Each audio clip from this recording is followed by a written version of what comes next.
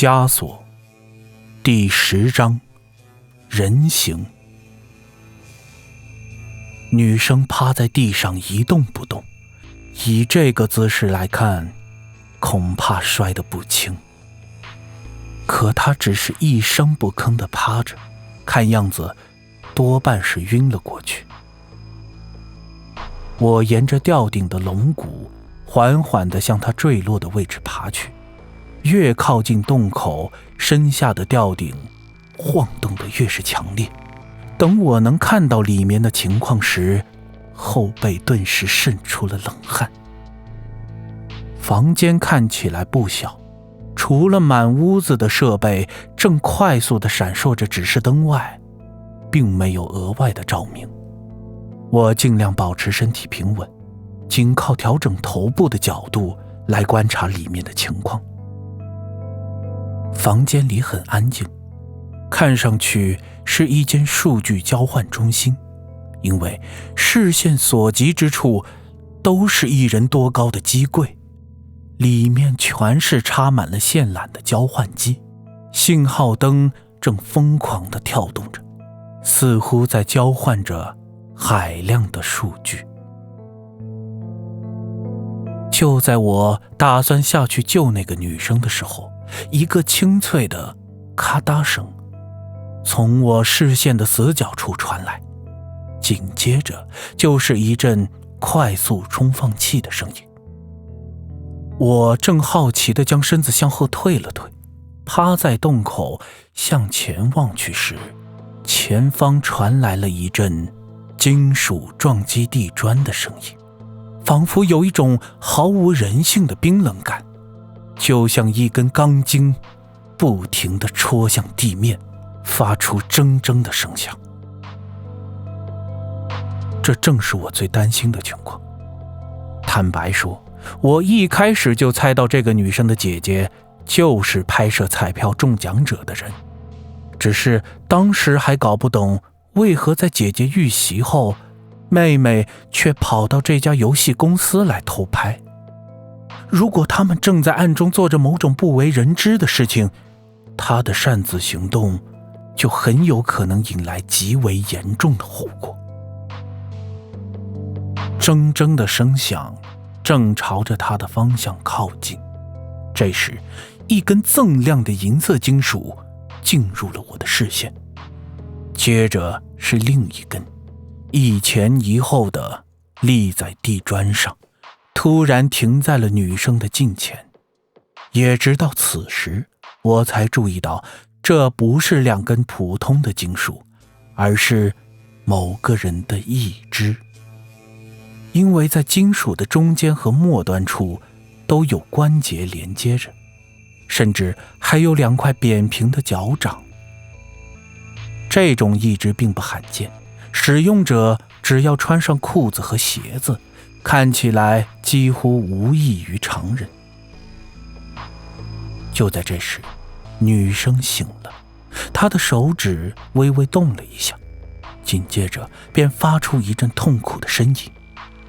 她收缩了一下四肢，没想到她正准备爬起来的时候，咔的一声巨响，一只金属脚掌瞬间拍碎了地上的相机。不仅是我，女生也被吓得哇的一声惊叫，直接在地上打了一个滚，蜷缩在角落，眼神中显露着无尽的恐惧。这个人再次向女生逼近，女生像是见到了极其恐怖的怪物一样，身体剧烈地颤抖着，看她的神情，很有可能再次被吓晕过去。当我看到一只金属脚掌抬起，正正地朝向女生的头部时，突然感到身体失重下沉，紧接着便是龙骨从吊筋上脱落，砰的一声巨响，我也掉了下去。不过好在下落时双手抓住了另一块龙骨，借着龙骨向下变形时的缓冲，我顺势在空中双脚一蹬，踹在了那个人的身上。用什么样的力道，我自然心中有数，面对这种千钧一发的状况，一定要将此人放倒，否则女生的头部将有可能受到严重的伤害。地上的相机残骸就是例证。可是当我双腿受到阻力后，却重重地摔在了地上，痛得差点没掉出眼泪。我坐在地上，双手撑在身后，直直地望着眼前的这个人，依然稳稳地站在原地，不禁愣了好一会儿。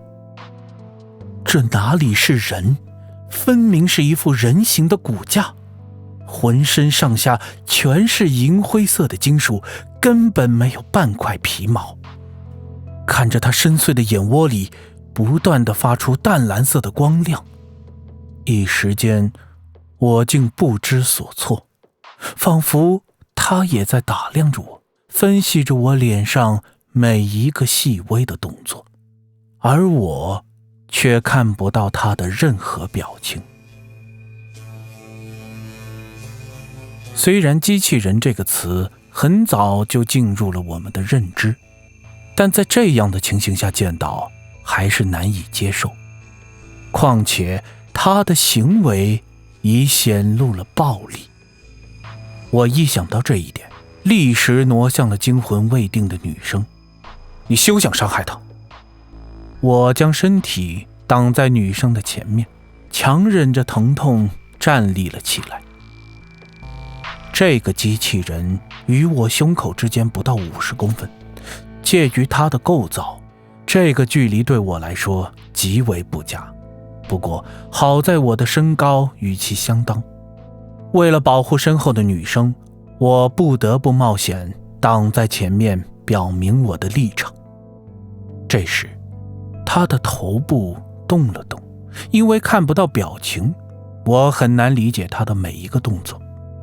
只见她的头部被一层锃亮的金属包裹着，也不知道那里面究竟是个怎样的构造，只能透过她眼窝中快速闪动的光亮来看，她似乎正在分析着眼前的状况。我对你们还不够仁慈吗？突如其来的这句话竟让我目瞪口呆。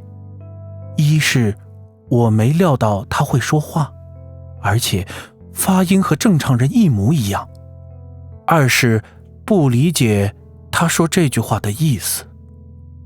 啊？我本能地侧着脸，用一种不解的表情看着他。我很了解，你们永远想得到更多，但你们从来都满足不了无止境的欲望，根本不因为我做了什么。即使我给了你们再多，到头来还是希望得到更多。他道。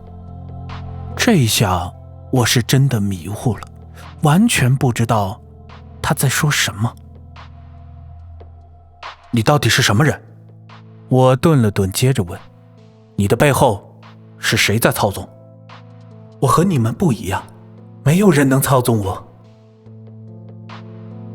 就在他说完这一句的时候，眼窝中突然发出了极为耀眼的光亮。